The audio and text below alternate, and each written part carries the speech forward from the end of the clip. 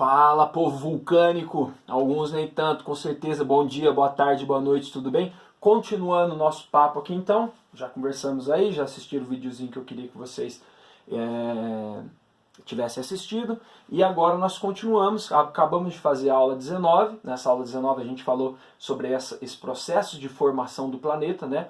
E principalmente a diferenciação que a gente tem que ter no modo de pensar, não é para decorar, é o modo de pensar, do tempo geológico e do tempo humano, tá? Do tempo histórico, na verdade, né? São tempos diferentes e é com esse tempo geológico que a gente tem que analisar essas aulas de hoje, tá bom? Dando sequência aqui então na nossa pegada aí, né, de geologia e geomorfologia, nós vamos falar agora das aulas 20 e aula 21. Aí para você está com o título de placas tectônicas. E por que eu pus essa imagem aqui?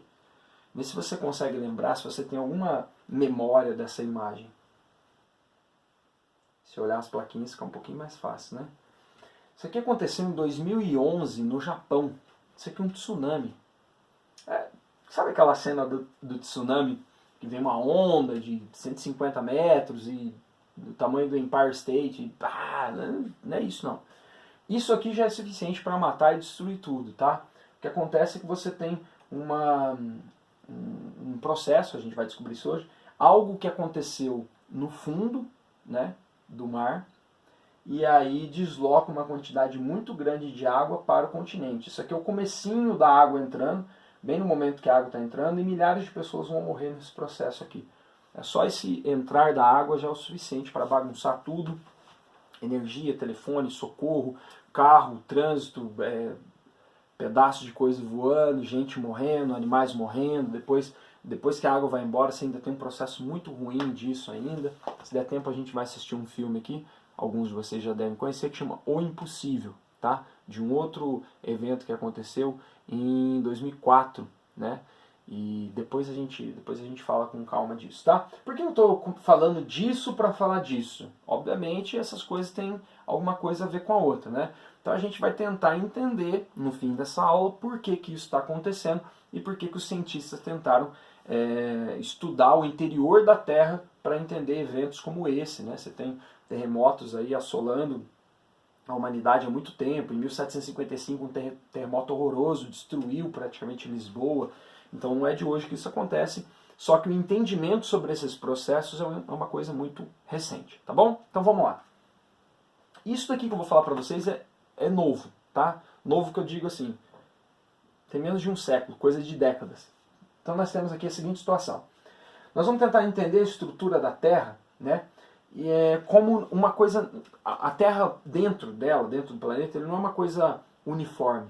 Olha aqui a imagem que eu coloquei para vocês, ó. A Terra ela tem uma estrutura bem dinâmica. Ela tem uma estrutura muito dinâmica. Ela tem uma rigidez, vamos dizer assim, quando você olha a superfície da Terra, essa rigidez dela ela é só aparente. É só essa casquinha dela que é mais rígida, né? Depois você tem materiais mais plásticos, né? Mais flexíveis, ou você tem materiais mais rígidos no interior da Terra. Ou seja, tanto rigidez quanto plasticidade nós encontramos no interior da Terra. Então nós temos uma Terra com várias camadas. Se você conseguisse cavar, né, pelos estudos que nós temos, se você cavasse e fosse descendo, conseguisse descer 6.371 quilômetros, isso é praticamente impossível, a gente não conseguiu passar de alguns quilômetros, né, nessas escavações, a gente não conseguiu chegar nem em 71 aqui, 6.371 muito menos. Se você conseguisse cavar tudo isso daqui, você atravessaria por várias camadas do planeta até chegar no seu núcleo, até chegar no famoso centro da Terra, tá? E isso ajuda a gente a entender o que está acontecendo aqui na superfície. Só que isso é um processo de não muitos anos, algumas décadas para cá. Se você olhar para essa dinâmica, né, a classificação que a gente consegue fazer, deixa eu só explicar como é que a gente consegue fazer isso. A gente consegue fazer isso datando alguns materiais, a gente consegue fazer isso com alguns aparelhos, né, com alguns aparelhos que emitem ondas e recebem dados para saber se o que está ali embaixo da superfície da Terra, se aquele material é mais rígido, se ele é mais pastoso, se ele é mais plástico, né? Então a gente vai acumulando essas informações e nós temos uma janela para olhar tudo isso, que são os vulcões, né? Então nós temos alguns indícios dessa formação. Que alguém foi lá e mediu isso aqui e sabe exatamente o que está acontecendo, ninguém sabe, tá? Mas o que nós temos, vamos dizer assim, de consenso até hoje na comunidade científica é isso. Eu vou começar aqui ó, pela composição química, que seria o mais simples, né, que vocês estão mais acostumados a fazer. Ó. Se eu for olhar pela composição química da Terra, eu posso fazer a seguinte classificação. Eu tenho a crosta, que é essa casquinha aqui, ó, com de 15 a 70 quilômetros de espessura, né, casquinha para o tamanho da Terra, né.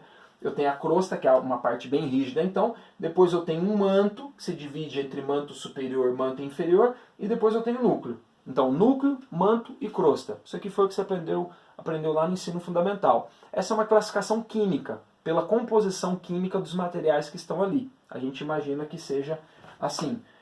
O núcleo, por exemplo, da Terra, a gente sabe que tem níquel e ferro. A gente chama de NiF, né? Então, pela composição química, ó, núcleo, manto superior e inferior e a crosta terrestre. Essa é a classificação mais simples e é normalmente a que aparece mais nos materiais aí.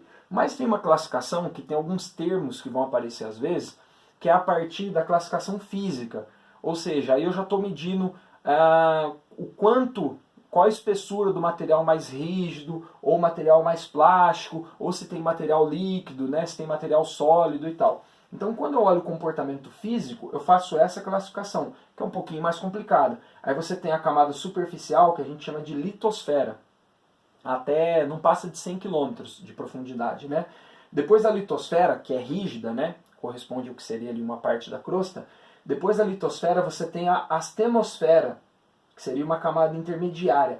Essa camada da astenosfera é o material mais plástico, o material mais mole, que fica embaixo da litosfera. E aí depois você tem a mesosfera, que seria uma camada bem rígida, né? Estaria aqui, ó, nessa região. E depois você tem o núcleo, a parte externa e a parte interna. A parte externa seria líquido e a parte interna seria sólida. Então percebam que pela classificação física, eu estou falando pela rigidez do material. Então tem a litosfera. Se eu for cavando, tá, até aqui está bem rígido, litosfera. Ou agora ficou mais pastoso, está mais plástico aqui. Aí seria a astenosfera. Aí desci mais um pouco, putz, agora ficou bem rígido de novo, né? Aí seria a mesosfera. E depois o núcleo, uma parte líquida por fora e ele sólido lá dentro, tá? As duas classificações são possíveis, é o mesmo planeta, é só o jeito de classificar que é diferente. Nesse caso aqui, você está considerando a composição física do material. Nesse caso aqui, você considera a composição química desses materiais. Essa é um pouquinho mais simples, essa aqui um pouquinho mais complexa, mas também usada aí de vez em quando nos materiais. Só para ficar mais nítido aqui, ó, a classificação física, núcleo interno, núcleo externo, mesosfera, astenosfera, litosfera. A parte mais rígida é a litosfera. É essa que a gente tem que se preocupar mais, tá? No outro lado, não chama litosfera, chama crosta. É uma casquinha. Então você tem a crosta, o manto e o núcleo, tá? É como... Nossa, é um exemplo, não sei se é muito bom, mas é como se a Terra fosse um abacate. Você tem uma casquinha bem fininha ali que é mais rígida, né? Depois você tem um material dentro que é o manto, que seria o que a gente come, e depois o caroço do abacate, que é a semente, seria o núcleo. A Terra é mais ou menos assim, tá? Essa imagem aqui, ó. Seria mais ou menos isso. Beleza? Então vamos lá. Como é que a gente conseguiu chegar no entendimento que a gente tem hoje? Foi um rolezão.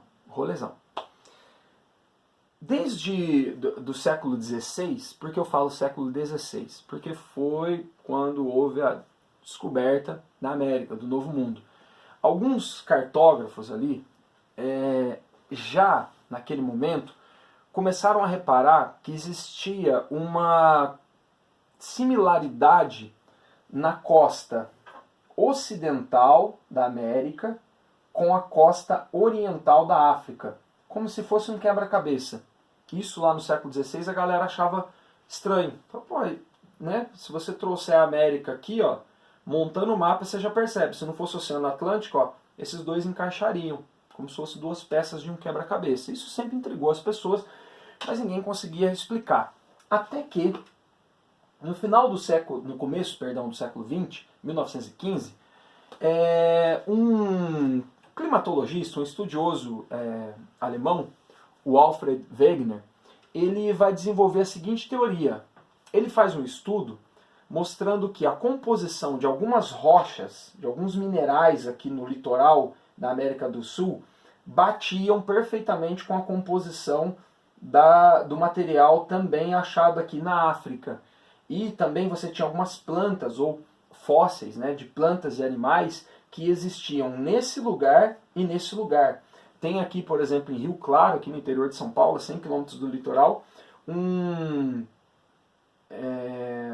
fóssil de um dinossauro pequeno, ele tinha menos de 1 metro, assim, acho que chama mesossauro, e que ele só tem nesses dois lugares. Ó, você encontra ele aqui, nessa região de São Paulo, e se você encostasse a América do Sul na África, você também encontraria esse fóssil aqui. Então, plantas, animais, formação ali, né, litológica do solo, né, dos minérios, da composição do solo desses lugares, davam a entender que esses lugares estavam juntos um dia.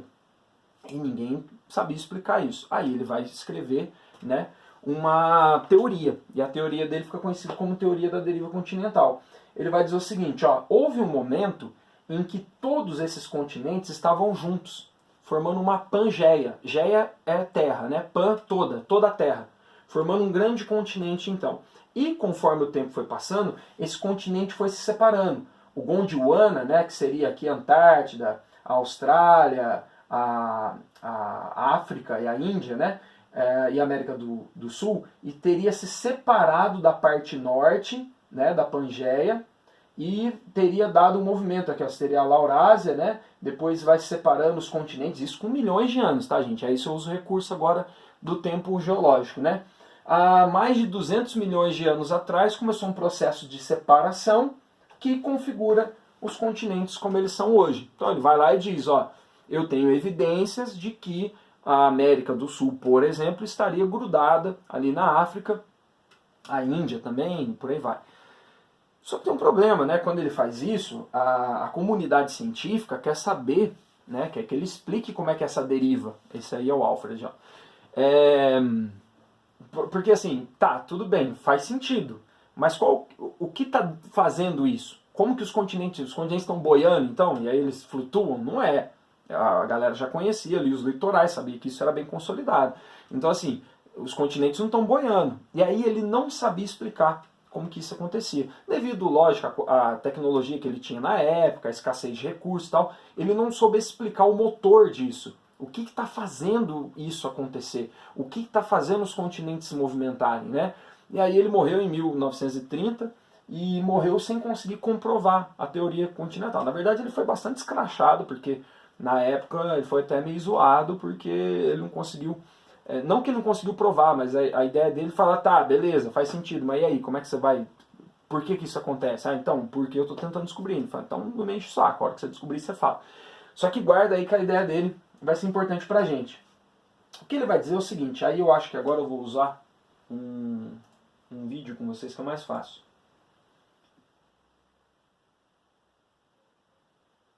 Não o que ele vai dizer, tá? Mas o que acontece que vai completar o que ele disse. O que ele não foi capaz de dizer foi isso aqui. Quer ver? Como é que eu saio dessa bodega?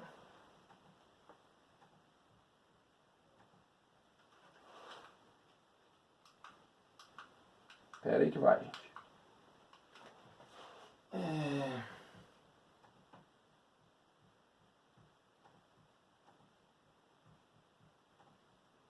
Pera aí, não vou cortar o vídeo não, vou ficar editando quando sei fazer essas coisas. Então pera aí que a tela vai aparecer aí já. Rapidinho. Nossa, agora o meu mouse sumiu dali e tá aqui. Não quero você aqui, filho. Finalizar a apresentação. E agora... Pronto, é isso aqui. Então voltando aqui, ó. Pra gente não perder o raciocínio. Teve um alemão que falou o seguinte, ó, um dia tava tudo junto e separou e eu tenho prova disso. Aí a galera, mas por que isso aconteceu? Então, tô investigando. Aí ele morre antes de descobrir. O que a galera vai descobrir lá dos anos 50 para frente, anos 50, anos 60, principalmente ali por conta da Segunda Guerra Mundial, teve muita navegação no Atlântico, e a galera começou a fazer estudos no fundo do Atlântico e começaram a perceber que tinha um lugar ali que tinha alguma formação montanhosa dentro do oceano, em que naquela espécie de costura, de emenda, ali você tinha um material mais recente, tinha acabado de se formar. E quanto mais você se afastava daquela tipo costura que tinha ali, né, no fundo do oceano, mais velho era o material, ou seja, aquilo ali estava em expansão. E aí a galera começou a associar uma coisa com a outra e chegou nessa conclusão aqui, ó, de que o interior da Terra tem aquela composição lá que eu falei para vocês, é muito quente, né? Você tem um núcleo muito quente. Esse núcleo muito quente, ele esquenta as outras partes e ele tenta tirar, às vezes, calor e pressão lá de dentro. Por isso que a gente tem os vulcões, por exemplo, por isso que a gente tem as fendas, o lugar das placas tectônicas, né? Então imagina aqui, ó, você tem ó, um lugar, uma fissura que se abriu, imagina que aqui é a América, aqui é a África. E aí, ó, esse assoalho oceânico ele vai se expandindo, porque esse material que está subindo aqui é rocha derretida. Conforme ela sobe, ela resfria e ela vai se pedrificando, ela vai se litificando, né? Ou ela vai ficando sólida. E aí você vai expandindo o assoalho e a água vai entrando aqui e forma o Oceano Atlântico, por exemplo, né? Então o que os cientistas descobriram é que tinha esse negócio aqui no meio do Oceano Atlântico. E aí eles foram pesquisar, né, com calma. E aí, ó, isso aqui é a movimentação, então. A crosta terrestre, ela se movimenta em cima desse material mais quente. E aí, aqui, por exemplo, uma crosta está entrando embaixo da outra. E aí faz pressão aqui, joga esse material para cima, causando um vulcão, algumas montanhas aqui, né? Depois a gente vai ver isso numa outra aula, com mais calma. Mas o que eles descobriram naquele momento era isso. E o alemão lá que eu falei para vocês, o Alfred Wegener, ele não tinha essa informação. Ele não tinha absolutamente essa informação. E aí, juntando uma coisa com a outra, você chega aqui, ó. Ei, tecnologia, hein? Nossa. Ó. Então o maluco foi lá, agora que você já viu a imagem, vai ficar mais claro. E falou que ia acontecer isso aqui, de uma porção só da Pangeia, com milhões de anos, esses continentes separaram. Só que ele não sabia explicar o porquê. Passado um tempo dessa teoria da deriva continental, nos anos 50 e 60 eles descobrem que a Terra tem muito calor dentro dela, esse calor esquenta o material e gera uma corrente aqui, ó. Esse material quente fica mais leve, sobe, esse material que sobe chega perto da superfície, resfria e desce, ao descer ele esquenta de novo, sobe e desce. Aí você vai falar, César, então o interior da Terra é tipo uma máquina de lavar roupa? Não. Esse movimento aqui, ó, é de milhões de anos. Não pensa com o tempo histórico. Lembra da primeira aula? Pensa com o tempo geológico. Com milhões de anos, esse material aquecido ele vai subindo. E como você tem essa movimentação aqui, que a gente chama de correntes de convecção, é mais ou menos o que acontece na atmosfera com o ar também, sabe? O ar quente fica mais leve, sobe, esfria e desce. Só que aqui é material dentro da Terra. Então, como você tem essa movimentação aqui, a crosta terrestre ela está em cima de algo que se movimenta, de algo que é mais plástico. E aí ela também se movimenta. E aí a teoria do alemão lá começou a fazer sentido, porque fala, então pode ser. Se tiver acontecendo esse processo, e você tem várias placas aqui, então a nossa crosta terrestre ela é toda quebrada, dividida em placas, e essas placas, né, ficam se mexendo em cima desse material, muito devagar, com milhões de anos, pode ser que isso daqui, ó, esse calor e essa dinâmica, explique a questão da teoria da deriva continental do Alfred. Aí ele estava morto, né? Mas aí a galera foi juntando os estudos. Então olha só para você ver a situação. O que eles descobriram? Será que isso daqui que eles olharam no Atlântico tem em outros lugares? Aí a galera começou. Várias pesquisas descobriram vários pontos em que você tem uma espécie de emenda de duas placas ali, continentais. E aí deram o nome para essas placas de placas tectônicas, ou seja, a nossa crosta terrestre, ou a litosfera, se você preferir, dependendo da classificação, ela não é uma coisa só. Quando a gente olha para o planeta, a gente acha que é uma casca só, mas ela está quebrada. E esses pedaços, né, na verdade grandes pedaços, eles se movimentam. Tá vendo que tem uma setinha aqui, ó? Cada placa tectônica se movimenta para um lugar. Isso tem a ver com, depende do lugar que ela está, a pressão que está sendo feita ali embaixo, a quantidade de calor que tem, a profundidade desses materiais, tem uma série de particularidades, né, que explica isso. Por isso que a gente não consegue prever terremoto e tal, porque isso ainda é um grande mistério para a ciência, né? A gente sabe como é que funciona, mas a gente não consegue monitorar. A gente não tem tecnologia para ver isso de perto e conseguir prever esses desastres, por exemplo, né? A gente consegue avisar quando ele está acontecendo ou está prestes a acontecer, mas não dá para saber exatamente quando que vai acontecer. Então, olhando para essa teoria aqui, ó, tectônica de placas, aí sim dá para explicar. Olha o movimento da placa sul-americana e da placa africana. Elas estão se afastando. E até hoje, cerca de 10 centímetros ao ano, elas se afastam. Isso com milhões de anos gerou um afastamento. Aí a galera fala, então a teoria da deriva continental, ela não estava errada, ela estava incompleta. Então é verdade que um dia existiu um continente só e que ele foi separando. E o que explica isso é a teoria da tectônica de placas.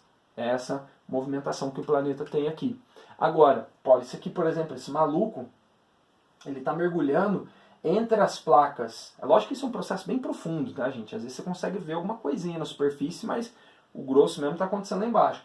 Mas aqui o cara está mergulhando entre a placa euroasiática e a placa norte-americana. Ele está no meio dos dois aqui, né? Essas placas, elas também estão se afastando, né? A Islândia está no meio desse processo. Aliás, a Islândia surgiu por conta disso. Como as placas se afastam, elas abrem espaço para que o material que está lá embaixo com muita pressão suba.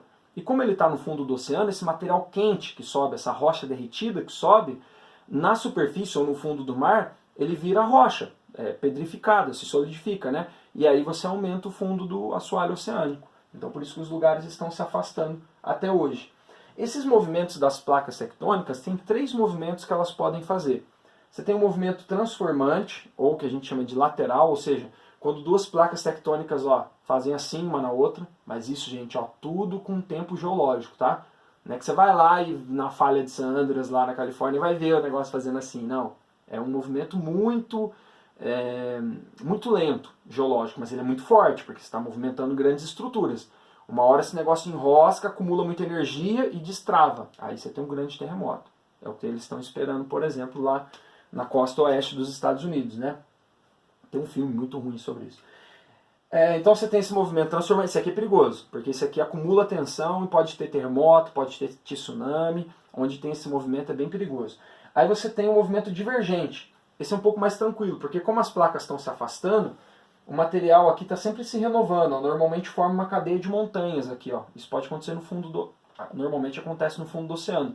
Porque como ele vai se afastando, vai criando espaço para a água descer, né? A força da gravidade traz a água para ali, formando um oceano. É o caso, por exemplo, do Oceano Atlântico. Então, imagina que você tem a placa africana indo para cá, você tem a placa sul-americana indo para cá, e no meio do Oceano Pacífico você tem uma cordilheira lá, debaixo d'água. Que é esse material que vem quente, se solidifica, né? E o material quente de baixo vai empurrando ele vai fazendo assim, ele vai aumentando o assoalho. Esse daqui não tem muito problema de...